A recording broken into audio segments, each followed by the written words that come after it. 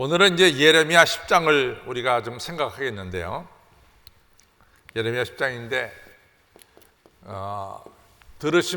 과거에 들으신 분은 또 한번 들으시고, 또 그래서 확실히 여러분들이 가지시고, 과거에 듣지 않은 분들은 오늘 또 새롭게 이게 여러분들에게 은혜가 되기를 바랍니다. 우리가 이제 알다시피 이스라엘 백성들이 430년 동안 이 애굽에서 노예 생활을 했어요.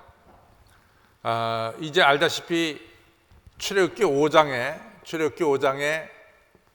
이 모세와 아론이 애굽 왕 바로에게 가서 내 백성들로 하여금, 히브리 백성들로 하여금 이 광야에 나가서 야훼 하나님을 섬기게 하라, 야훼 하나님을 예배케 하라. 그랬더니 바로가 하는 말이, 야훼가 누구냐? 야훼가 누구냐? 나는 야훼라는 신의 이름을 들어본 적이 없다. 야훼가 도대체 누구냐? 이런 거예요. 그러니까 바로가, 이 애굽 왕 바로가 여호와 하나님 모르는 거죠. 근데 이거는 너무나 당연한 얘기입니다. 왜냐하면은 여러분들, 우리나라에 많은 외국인 노동자가 와 있는데, 그 외국인 노동자 중에 벵글라데시라든가 스리랑카라든가 어떤 그분들이 우리 하여금 이 광야에 나가서 우리의 신이 A라면 A라는 신에게 우리가 제사를 지내려고 그러는데 허락해달라. 그러면 여러분이 벵글라데시 분들이 섬기는 A라는 신을 알겠어요, 모르겠어요? 모른다고요, 당연히.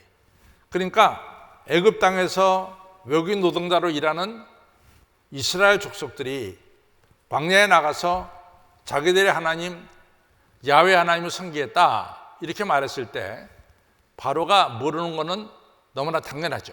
그렇죠? 너무 당연합니다. 그런데 하나님께서 그 다음부터 10가지 재앙을 내리십니다.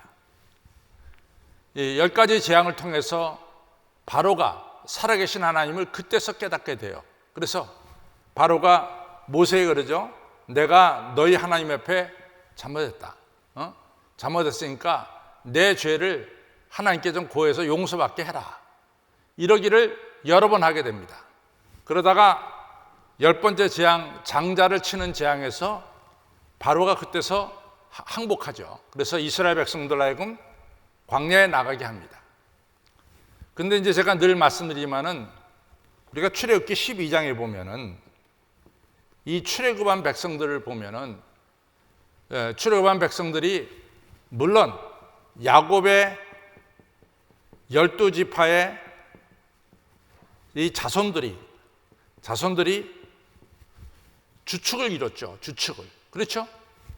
저는 적어도 야곱의 12지파의 자손들은 이 야훼 하나님을 안다고 난 생각해요. 여호와 하나님을. 그러나 출애굽기 12장에 보면은 야곱의 족속들과 함께 중단 잡족들이 같이 따라 나왔다 그랬어요. 중단 잡족들이. 이 에레브라 그러는데 중단 잡족들이 같이 따라 나왔다 그랬습니다. 그럼 이 중단 잡족들은 야곱의 12아들의 자손들은 여호와 하나님을 알지만은 중단 잡족들은 하나님을 알 리가 없습니다. 그렇죠? 그래서 이제 40년이라고 하는 광야 생활을 하게 되죠. 이 40년이라고 하는 광야 생활하는 동안에 하나님께서 이들과 늘 함께 하셨어요. 이 나온 자손들과. 어떻게? 구름기둥과 불기둥으로 인도하셨죠. 어떻게? 광야는 먹을 것이 없어요. 광야는 사람이 살 수 없는 것이 광야입니다. 그런 광야에 하나님께서 날마다 만나와 메추라기를 주셨죠. 또 바위를 쳐서 물을 주셨죠. 저들 갖다 공부해 주셨단 말이죠. 그것도 몇 년 동안? 40년 동안 한결같이. 그 다음에 이들에게 우리가 출애굽기 19장서부터 보면은 하나님께서 이들에게 율법을 주셨어요. 그렇죠? 율법을 주셨어요. 이러면서 출애굽한 이 백성들이 40년 광야 생활하면서 여호와 하나님을 알게 되는 거죠. 그렇죠? 그래서 중단 잡족들과 이 사람들이 40년을 같이 공동 생활하면서 이 사람들이 누가 되냐면 이스라엘이 되는 거예요. 그런데 이제 이들이 광야 40년을 생활할 때는, 여러분들 이 사람들 40년 동안 생활할 때는 무엇이 이 사람들의 가장 급선무였습니까? 가장 급한 게 뭡니까? 지금 여러분과 저에게, 대한민국 백성들에게, 당신들에게 대한민국 백성들의 가장 지금 필요한 것이 뭡니까? 라고 말하면 우리는 한결같아. 코로나 바이러스가 빨리 퇴치되고 종식되는 것이 여러분과 저의 소원이에요. 그렇죠?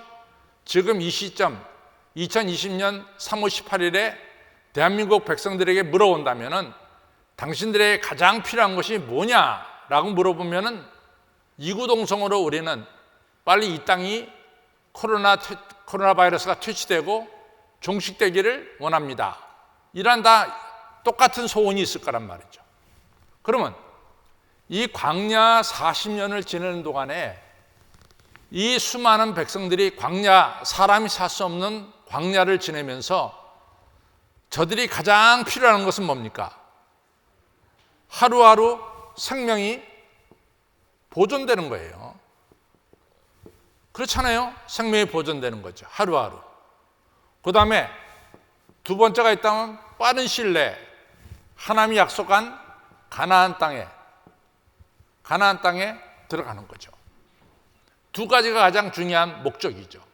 하나는 자기들의 생명이 보존되고, 우리가 알다시피 출애굽기 19장, 17장에 보면은 아말렉 족속들이 이스라엘 백성들을 공격을 했어요. 무기도 없는 이 출애굽한 백성들을 공격을 했다고요. 아말렉 족속들이. 그래서 뭡니까? 모세가 산에 올라가서 기도하죠. 아론과 홀이 양쪽 팔을 붙들죠. 그 다음에 전장터, 이 아말렉 족속과 직접 부닥쳐 싸우는 사람은 누굽니까? 여호수아죠. 그래서 모세의 팔이 위로 올라갈 때는 이스라엘이 이기고, 모세의 팔이 밑으로 떨어질 때는 반대로 아말렉이 이겨서 아론과 홀이 모세의 팔이 떨어지지 않도록 붙들어줬죠. 그래서 승리를 거뒀어요. 그렇죠? 그러니까 이 광야라고 하는 것은 도적대들이 언제든지 나타날 수 있는 것이고, 그래서 생명을 잃어버릴 수도 있단 말이죠. 광야는 사람이 살 수 없는 것이니까. 그래서 광야 40년을 지내는 동안에 이 광야를 지내는 사람들의 가장 큰 소원이 뭐냐면 하루하루 생명이 보존되는 거예요. 두 번째는 속한 시일 내에 약속의 땅, 가나안 땅에 들어가는 거예요. 그러면은 누가 우리의 생명을 보존시켜 주겠어요? 누가 우리를 가나안 땅에 인도하겠어요? 그것은 하나님이란 말이죠. 하나님, 야훼 하나님이란 말이죠. 야훼 하나님만이 날마다의 자기들의 생명을 보존시켜 주시고, 더 나아가서 뭡니까? 가나안 땅에 인도하실 분이 하나님이시란 말이죠. 그래서 하나님의 인도로 홍해바다도 건너고 요단강도 건너고 가나안에 살고 있었던 7족속도 무찌르고 드디어 가나안 땅에 정착하게 됐습니다. 이 40년은 날마다 움직이는 삶이에요. 유랑 족속이지, 유랑. 움직이는 족속이죠. 유랑하는 족속이죠. 그렇죠? 그러다가 이 사람들이 가나안 땅에 들어와서는 다 여호수아가 예를 들어서 이렇게 있으면 땅을 다 분배하잖아요. 땅을 다 분배하죠. 분배해가지고 여기는 예루살렘은 중심이 베냐민 지파, 또 밑에는 유다 지파, 시므온 지파, 그 위에는 이 므낫세 지파, 이쪽은 에브라임 지파, 이래가지고 12지파에게 땅을 갖다가 다 분배합니다. 그렇죠? 그래서 이제는 이 사람들이 애굽 생활 430년, 그렇죠? 그 다음에 광야 생활 40년, 또 이 가나안 땅을 정복하는데 10년, 그러니까 480년 만에, 저들이 480년 만에 드디어 자기 땅을 가지게 됐죠. 드디어 자기 땅을 가지게 됐다고요. 더 이상 유랑민족이 아니에요. 이제 자기 집과 포도원이 다 있으니까 이제부터는 유랑민족이 아니라 정착하는 사람들이 있다고. 정착. 그 다음에 이들의 직업도 바뀌었어. 유랑민족일 때는 양들을 키우는 그런 목축업을 하는 사람들이야. 양들을 데리고 다니는. 근데 이제 정착하게 되니까 이제는 뭘 하게 되면 농사를 짓게 됐습니다. 농사. 농업 족속이 있단 말이에요. 농업. 그래서 농사를 짓는 사람들은 땅을 움직이질 않아요. 그래서 우리나라가 농업 국가이기 때문에 우리나라는 이주가 별로 없었어. 농업 국가니까. 농업 국가 사람들은 이주를 안 합니다. 자기 자리에 그냥 정착해 살아요. 유랑민족과 이 농업 사람은 사는 사람들에게 근본적으로 다른 게 있었다. 유랑하는 사람들은 언제 도둑대가 들어와서 자기를 죽일지 몰라. 항상 생명이 보존돼야 돼. 누군가가 이 유랑족 속의 사람들의 생명을 지켜줘야 돼. 그것이 바로 야훼 하나님이야. 하나님은 나의 생명을 지켜주시고 나의 방패가 되어주시고 나의 보호자가 되시고, 우리 하나님은 우리의 생명을 지켜주시고 우리 대신 싸워주시는 우리 하나님이세요. 근데 이제 가나안 땅에 정착하고 나서는 생명의 위협은 더 이상 없습니다. 생명의 위협은 없어요. 정착했으니까. 이제는 안정됐으니까. 이제는 뭐 만나 메추라기가 하늘에서 안 내려져도 먹고 살아요. 왜냐하면 농사져서 농산물이 생산되니까. 그러니까 먹고 사는데 걱정이 없단 말이죠. 그럼 이때는 이제부터는 뭐가 가장 큰 관심사입니까? 소출이에요. 소출. 오늘 내가 땅에다가 씨를 뿌렸는데 이 가을에 풍성한 소출을 거둬야 돼. 풍성한 소출을. 이제는 관심사가 바뀌었다. 관심사가. 그렇죠? 관심사가 바뀌었죠. 유랑민족일 때는 내 생명을 보존해 주는 게 최우선이었는데 가나안 땅에 정착하고 나서 생명의 위협은 더 없어요. 이제는 뭐냐? 농업으로 바뀌었어요. 이제 뭐야? 농사가 잘 되는 게 최대의 소원이라고. 농사가 잘 되는 게. 근데 이스라엘 백성들은 이 농사라고 하는 이 직업을 사실은 가나안 땅에 들어와서 처음 접하게 되는 거예요. 그때까지는 목축업을 하다가 가나안 땅에 와서 정착해 오면서 농업이라고 하는 것을 갖다가 접하게 되는 거죠. 근데 이미 가나안 땅에 살고 있었던 사람들은 농사를 짓고 있었어요. 그렇죠? 이미. 근데 가나안 땅에 살고 있었던 사람들이 농사를 짓는 거 보니까 이 사람들이 비가 안 오면은 비가 오게 해달라고 제사를 지내. 그 제사를 보니까 바알이라고 하는 신에게 제사를 지내더라고요. 그러면 바알이라고 하는 신에게 제사를 지니까 비도 내리고 또 농사도 잘 되는 것 같아. 그렇죠?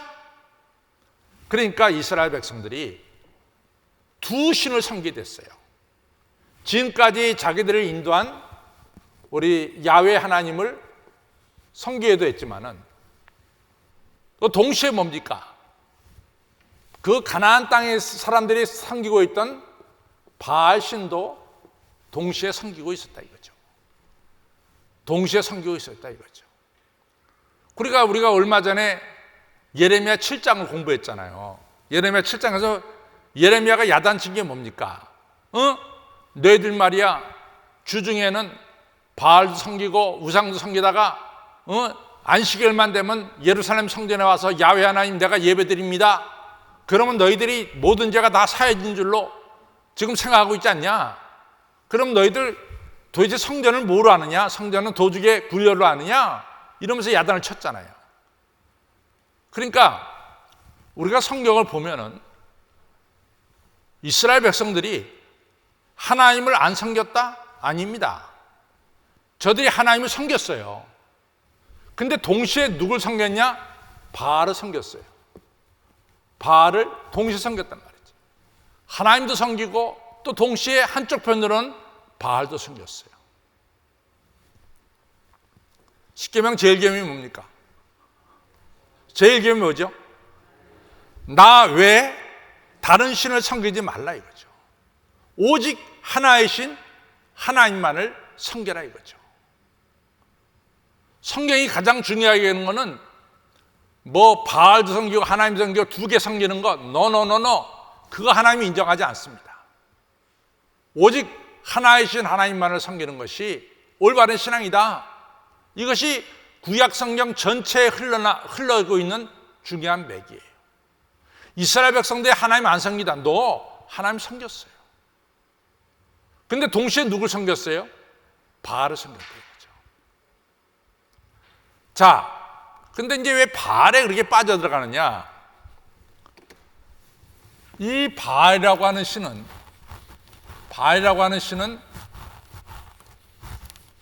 우리가 농사 짓는 사람들에게 있어서 최고의 중요한 것은 비입니다. 비. 바알은 비를 내리는 신이에요. 비를 내리는 신이라. 그렇게 가나안 사람들은 비를 내리는 신으로 알았다고. 그래서 이같이 비를 내리고 풍요를 가져다 주는 신, 이것이 바알이란 말이에요. 바알. 근데 이게 이제 아주 재밌는 게 뭐냐면은 왜 이렇게 이스라엘 사람들이 바알 신에게 빠져들어갔냐면은 제가 오늘 설명서에 잘 썼듯이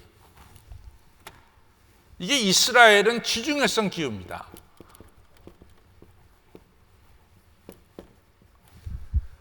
여러분과 저는 봄, 여름, 가을, 겨울이 다 있어요. 벌써 오늘 완연한 봄이잖아요. 겨울하고 다르잖아요. 그렇죠? 그리고 봄인데도 우리가 비가 와요. 그렇죠? 여름에도 비가 옵니다. 가을에도 비가 오고 겨울에는 눈이 내리고 이것이 우리나라 계절이라고. 근데 지중해성 기후는 건기하고 우기가 정확하게 갈라집니다. 건기하고 우기가. 우기는 언제냐? 11월부터 4월까지가 우기예요. 11월부터 4월까지가 우기예요.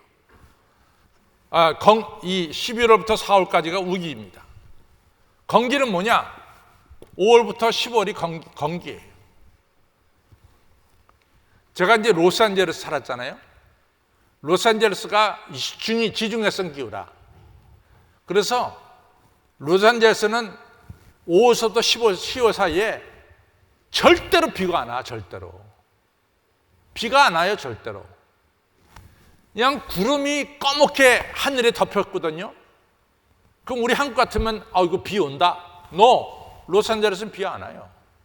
왜? 지중해성 기후이기 때문에. 지중해성 기후는 건기하고 우기가 정확하게 갈라진다. 그래서 농사를 지으려면 비가 절대적으로 필요하잖아요. 그렇죠? 근데 이제 이 비는 바로 바알 신이 내려주는 비다. 이렇게 생각해요. 그 재밌는 이야기가 뭐냐면 건기가 시작되면은 바알은 죽어. 바알은 죽는다고. 이 죽음의 신이 모트라고 하는 신이거든요. MOTT. 이 모트라는 신에 의해서 바알이 죽어요.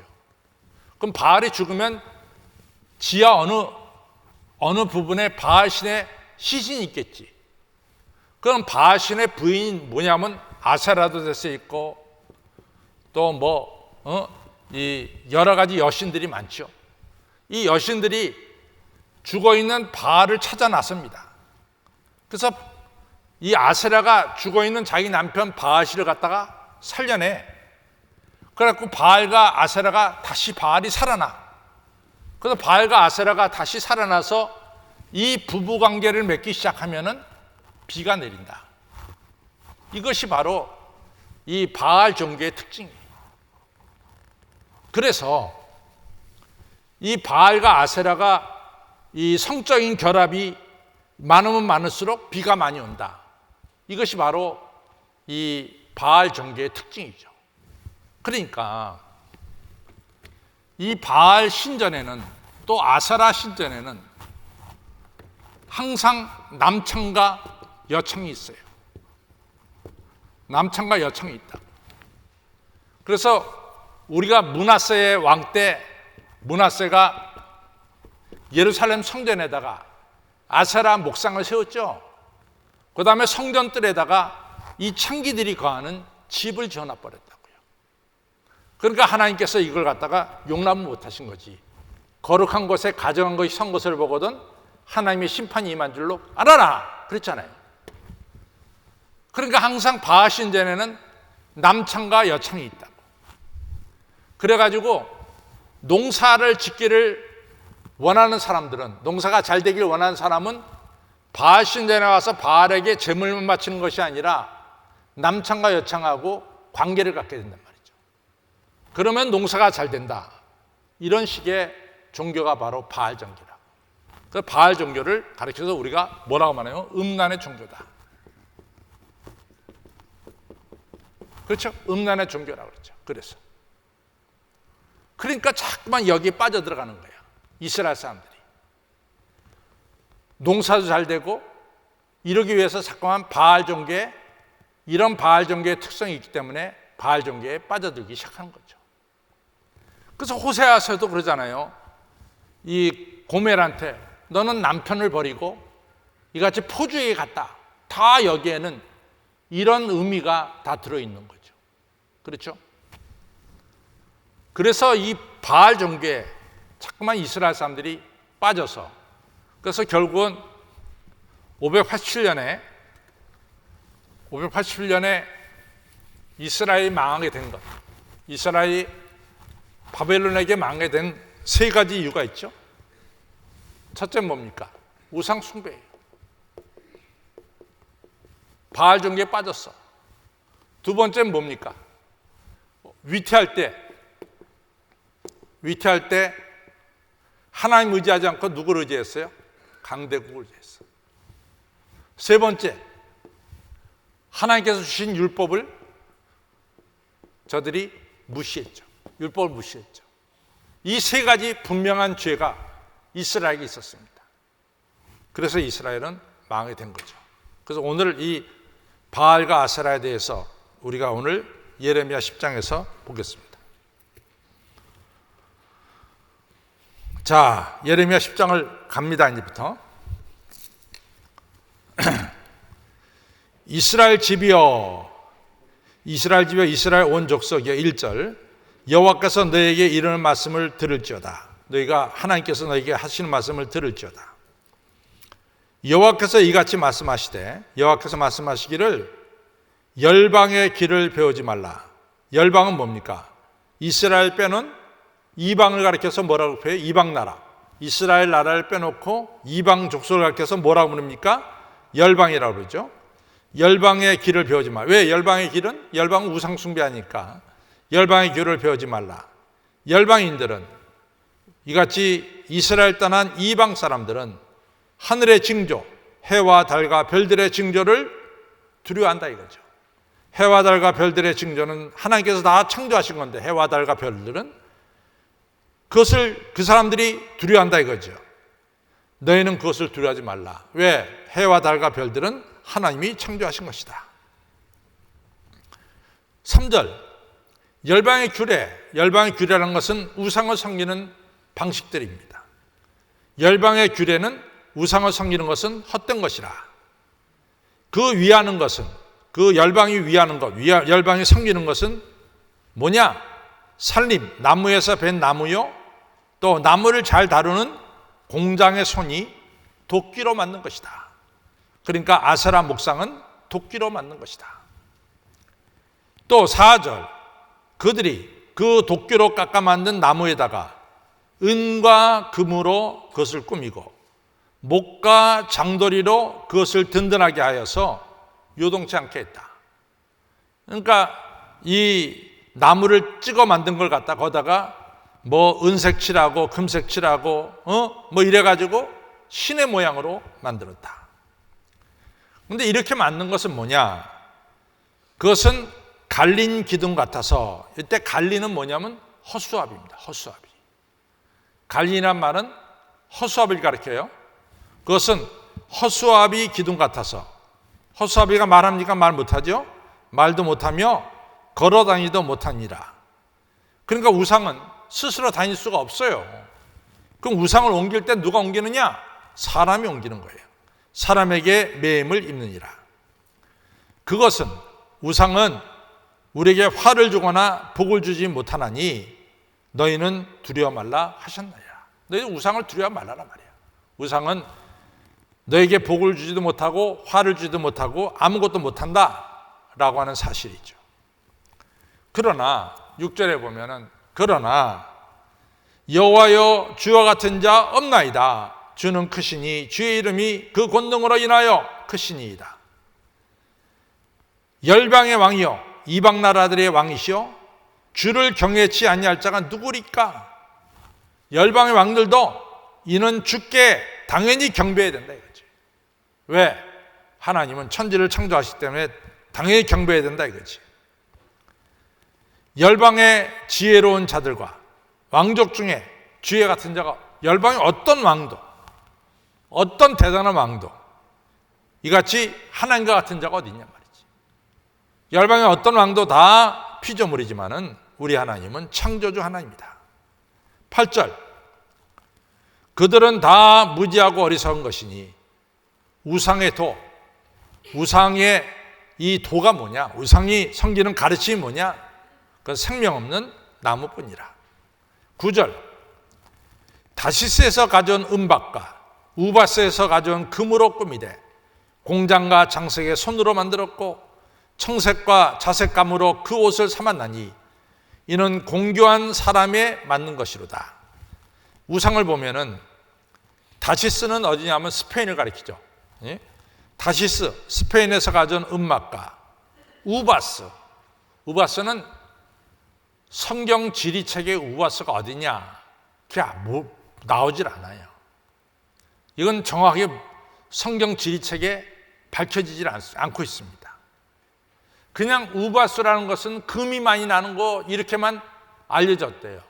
그래서 이번에 이 성서 지리책 있잖아요. 이 지리책에서 우바스가 어디냐? 정확히 안 나옵니다. 그래서 우바스는 그냥 금이 많이 나는 것이다. 그래서 우바스에서 가져온 금으로 꾸미되 공장 아주 손재주가 좋은 사람이죠. 저 장색 아주 손재주가 좋은 사람입니다. 공장과 장색의 손으로 우상을 만들었고 그 우상에다가 청색 자색 감으로 그 옷을 삼았나니 이는 공교한 아주 기술 좋은 사람이 만든 것이거니와. 우상은 쉽게 말해서 아무리 아름다워도 누가 만든 것? 사람이 만든 것이다. 그러나 10절 오직 여호와는 참 하나님이시오 살아계신 하나님이시오 영원한 왕이시오 그 진노하심에 땅이 진동하며 그 분노하심을 열방이 능히 당치 못하느니라. 다시 말해서 하나님은 무슨 하나님이요? 살아계신 하나님이라. 그래서 이 10절에 보면 오직 여호와는 참 하나님이시오 그 다음에 뭐라 그랬어요? 살아계신 하나님이라. 우상은 뭐요? 움직일 수 없는 죽어있는 나무예요. 반면에 여호와 하나님은 살아계신 하나님이시오 영원한 왕이시라. 따라서 하나님은 땅을 진동케 하고 하나님의 심판을 내리실 때 누구도 하나님의 심판을 막지 못한다 이거죠. 11절 너희는 이같이 그들에게 이르기를 천지를 짓지 아니한 신들은, 다시 말해서 사람이 만든 신들, 창조주가 아닌 신들은 이 땅 위에서, 이 하늘 아래서 장차 망할 것이다. 망하리라 이거죠. 그래서 바알도 망하고 아세라도 망하고 다 망할 것이다 이거죠. 12절 여호와께서 그 권능으로 땅을 지으셨고 그 지혜로 세계를 세우셨고 그 명철로 하늘을 펴셨으며, 다시 말해서 우리 하나님은 무슨 하나님이다? 창조주 하나님이다. 그렇죠? 12절에 우리 하나님 어떤 하나님이냐? 여호와께서 그 권능으로 땅을 지으셨고 그 지혜로 세계를 세우셨고 그 명철로 하늘을 펴셨으며. 하나님은 누구? 어떤 하나님이냐? 창조주 하나님, 세계를 다스리는 하나님. 그렇죠? 또 이같이 세계를 다스리는 하나님이시다. 13절 그가 하나님 목소리를 받은 즉 하늘에 많은 물이 생기나니 그는 땅끝에서 구름이 오르게 하시며 비를 위하여 번개하게 하시며 그 곳간에 바람을 내시거늘. 이게 아주 이 13절은 상당히 별미 중에 별미예요. 우리 하나님 어떤 하나님이냐? 13절을 보면 우리 하나님 어떤 하나님이에요? 비를 내리시는 하나님이라. 예, 우리 하나님은 바알이 비를 내리는 것이 아니라 누가 비를 내려? 우리 하나님이 비를 내리신다는 거예요. 우리가 이제 성경을 잘 보면은 아주 성경이 참 재밌어요. 너무너무 성경은 너무너무 구성이보다 더 달아요. 성경은. 우리가 왕상, 열왕기상 18장 하면은 뭐가 나오냐면 갈멜산에서 바알 선지자 450인가 엘리야와 서로 싸우는 거죠. 어느 신이 참신이냐. 기억나요? 열왕기상 18장에 갈멜산에서 이같이 바알 선지자 450인가 엘리야와 어느 신이 참신인가 대결한 게 기억나세요? 오케이, 기억나면 됐습니다. 그때 제단을 쌓았어. 그래서 여기다가 바알 제단에다가 송아지 한 마리 각떠서 올렸어. 엘리야가 만든 야훼 하나님 제단에도 각떠서 만들었어. 요 싸움을 할 때가, 어느 신이 참신인가를 싸움할 때가 어느 때예요? 어느 때죠? 바로 3년 반 동안 이스라엘 땅에 비가 안 오고 가뭄이 가득 찼을 때 바로 이 싸움을 한 거예요. 그렇죠? 그러면 이 3년 반 동안에 비가 안 오고 가뭄에 졌을 때 바알 선지자와 엘리야 선지자, 바알 선지자 450인가 엘리야 사이에 싸움한 것은 누가 비를 내리시는 신이냐? 이거 싸움한 거예요. 누가 비를 내리시는 신이냐? 왜? 지금 3년 동안 비가 안 오니까 비가 당장에 필요하단 말이야. 그러니까 누가 비를 내리시는 신이냐? 이거 싸움한 거예요. 그렇죠? 그래가지고 이 제단의 제물을 갖다가 불로 이같이 제물을 받으시는 신이 참 신이야. 아침부터 정오까지 아무리 바알 선지자가 부르짖어도 대답이 없어. 자기 몸을 찢어서 피가 나게 할지라도 대답이 없어. 그러니까 엘리사가 놀리잖아요. 너희 신이 마실 같냐? 왜 이렇게 대답을 안 하냐? 놀려요. 마실 같냐? 왜 이렇게 너희들이 떠드는데도 너희 신은 대답이 없냐? 그래서 끝나고 나서 바알이 하나님께 엘리야가 하나님께 기도했더니 하나님께서 불로 받으셨죠. 그렇죠? 그 다음에 이루어진 일이 뭡니까? 비가 쏟아지기 시작했잖아요. 그래서 엘리야가 갈멜산에서 이즈라엘까지 모여 비 맞으면서 달렸잖아. 빗속을 달리잖아요. 비가 쏟아 3년 반 동안. 누가 참신이냐? 비를 내리시는 신이 누구냐? 바로 야훼 하나님이 비를 내리시는 신임을 확실하게 보여준 거죠. 그렇죠?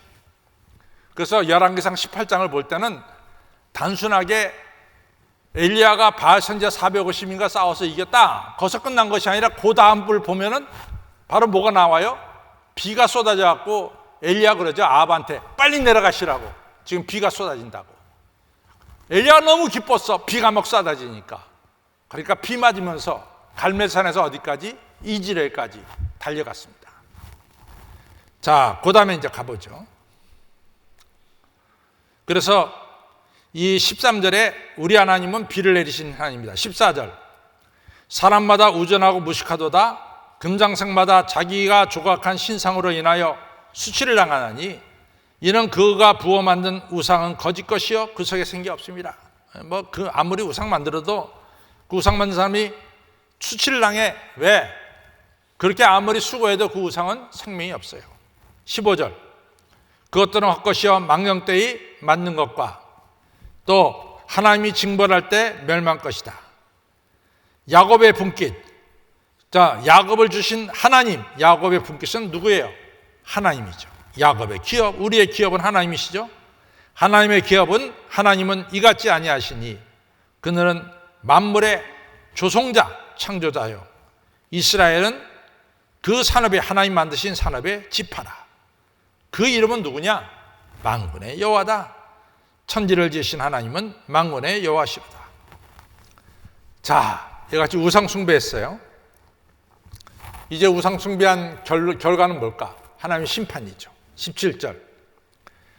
에워싸인 가운데 앉은 자요. 에워싸인, 어디에 에워싸웠어? 적군들로부터 에워싸웠죠. 예루살렘 성이 이같이 바벨론 군대에게 에워싸웠어요. 내 꾸러미, 내 짐들을 갖다가 빨리 챙겨라. 도망갈 준비해라. 이제 에워싸인 성에 에워싸인 너희들, 내 꾸러미, 짐들을 빨리 이 땅에서 챙겨라. 여호와께서 이같이 말씀하시되, 보라, 내가 이 땅에 거하는 자들, 예루살렘 성에 거하는 자들을 이번에는 내가 내어 던질 것이다. 예루살렘 성에서 쫓겨나게 하리라. 내가 그들을 괴롭게 해서 그들로 하여금 이 살아계신 하나님을 깨닫게 하리라 하셨느니라. 내가 그들을 괴롭게 하겠다. 그래서 이제 이스라엘 백성들이 바벨론 포로로 끌려갔어요. 19절. 슬프다 내 상처요. 내가 중상을, 이 이스라엘 사람들이 외치는 거예요. 슬프다 내 상처요. 내가 중상을 당하였도다. 그러나 내가 말하노라 이는 참으로 나의 고난이라 내가 참아야 하리라. 왜? 자기 죄를 깨달았어. 우상 숭배하고 어려울 때 하나님 의지하지 않고 율법을 버렸어. 그러니까 자기들이 받는 고통은 당연한 거다, 이런 얘기죠. 20절. 내 장막이 예루살렘 성과 예루살렘 성전이 회파되고 그의 집들이 다 내 장막이 회파되고 나의 모든 줄이 끊어졌다. 내 자녀들, 내 자녀들 아들 딸들은 나를 떠나가고 부모를 떠났어. 어디가? 바벨론 포로로 끌려갔어. 지금 여기에 있지 아니하니. 지금 아들 딸들은 다 포로로 끌려가니까 아무도 없단 말이지. 그러면 내 무너진 장막을 세울 자와 내 장을 칠 자가 다시 없도다. 내 아들 딸들이 없으니 누가 이 허물어진 장막을 다시 세우겠느냐. 21절. 이렇게 이스라엘이 심판을 받은 것은 목자들이, 여기서 목자들은 왕들을 가리켜요. 목자들은 우준하여 여호와를 찾지 아니하므로 형통치 못하며 그 모든 양떼는 이같이 흩어졌도다. 포로로 끌려갔도다. 목자들은 왕들을 가리켜요.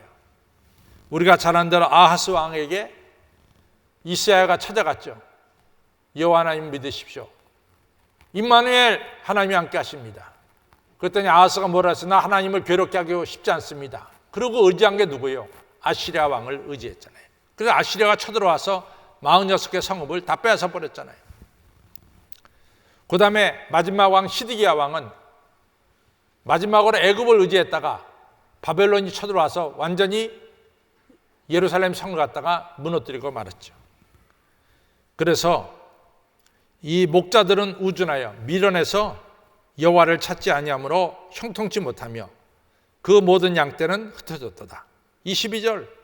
들을지어다 북방에서부터, 즉 바벨론이 북방에서부터 크게 떠드는 풍성이 북쪽으로부터 군대가 내려오니 유다 성읍들로 황폐케 하여, 이 바벨론이 쳐들어와서 유다 성읍들을 다 황폐케 해서 시랑의 거처, 이 짐승의 거처로 만들어 버렸다, 이런 얘기입니다. 그 다음에 23절로부터 좀 보겠어요. 참 재밌는 얘기예요. 이스라엘 백성들이 이제 하나님께 매를 맞아요. 23절, 이 이스라엘 백성이 이제서 고백하, 여호와여 내가 알거니와 인생의 길이 자기에게 내게 있지 않습니다. 걸음을 지도함이 내가 어느 걸음으로 걸어가야 되는가 하는 건 나에게 있지 않습니다. 누구한테 있느냐?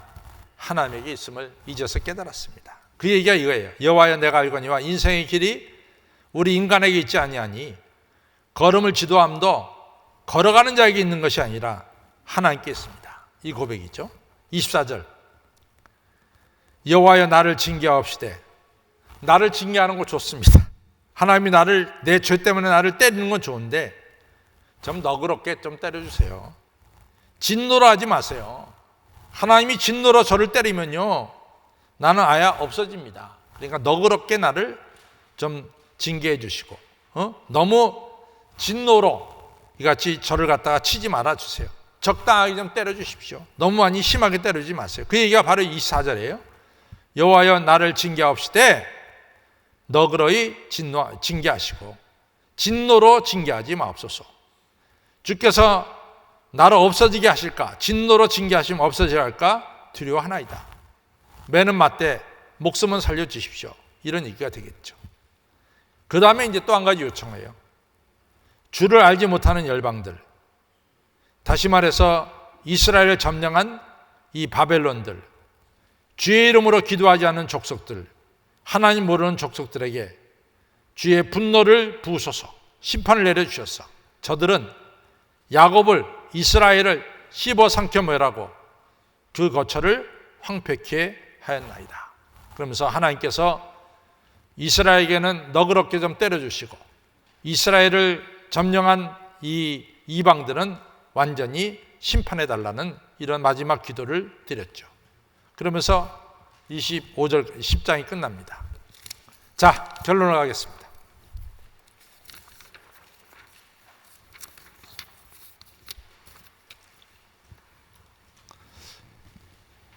같이 읽겠습니다. 시작. 북이스라엘이나 남유다가 망한 것은 첫째가 우상숭배이고 둘째가 어려울 때 하나님께 나오지 아니하고 강대국을 의지했고 셋째가 하나님 말씀 즉 율법을 어긴 것입니다. 예레미야 2장 13절에서 내 백성이 두 가지 악을 행하였나니 그 생수의 근원되는 나를 버린 것과 스스로 웅덩이를 판 것인데 그것은 물을 저축지 못할 터진 웅덩이라고 했습니다. 성도 여러분, 세상 것을 하나님보다 지나치게 사랑하지 마시기 바랍니다. 세상 것을 하나님보다 지나치게 사랑하는 것이 우상숭배입니다. 우상숭배는 하나님의 심판을 가져옵니다. 따라서 하나님의 백성된 우리는 오직 창조주 하나님, 나를 구속하신 하나님, 영생을 주신 하나님만을 섬기시기 바랍니다. 어려울 때 하나님을 더욱 의지하시고 하나님 말씀을 듣고 배우고 순종하시기 바랍니다. 그래서 이 땅에 살아가는 동안 하나님의 보호하심과 축복 속에서 번성하는 삶 그리고 영광된 삶을 사시기를 주님의 이름으로 축원합니다. 꼭 우상 숭배하지 마시고 하나님만을 섬기시기를 바랍니다.